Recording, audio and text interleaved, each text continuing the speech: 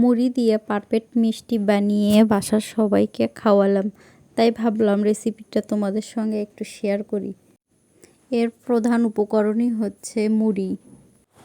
4 cup মুড়ি নিয়েছি। এই 4 কাপ মুড়ি দিয়ে অনেকগুলো মিষ্টি বানানো যায়। মুড়িগুলোকে ব্লেন্ডার জারে নিয়েছি, সুন্দর করে ব্লেন্ড করে নিয়েছি। তারপর চুলায় প্যান বসিয়ে প্যানের মধ্যে 1 কাপের বেশি দুধ নিয়েছি। তারপর এটা একটু নেড়ে চেড়ে তার মধ্যে চিনি দিয়ে আবার নেড়ে চেড়ে কিছুক্ষণ জাল দিয়ে দুধের মধ্যে মুড়ির গুঁড়োগুলো দিয়ে দিব।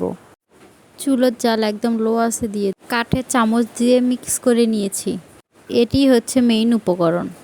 4 কাপ মুড়ির গুঁড়োর মধ্যে একটি ডিম, 10 টাকার 2 প্যাকেট গুঁড়ো দুধ, সামান্য বেকিং পাউডার, সব উপকরণ দিয়ে ভালোভাবে মেখে নিতে হবে। মেখে নেওয়ার পর আটা আটা হবে।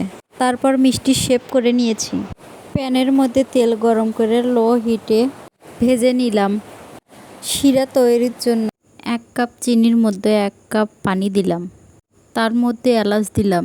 দেখেন মিষ্টিগুলোর কি সুন্দর কালার হয়েছে। তারপর মিষ্টিগুলো শিরার মধ্যে কিছুক্ষণ রেখে দিচ্ছি। তারপর মিষ্টি রেডি। সবাই মিষ্টি অনেক পছন্দ করেছে। চাইলে আপনারাও বানাতে পারেন।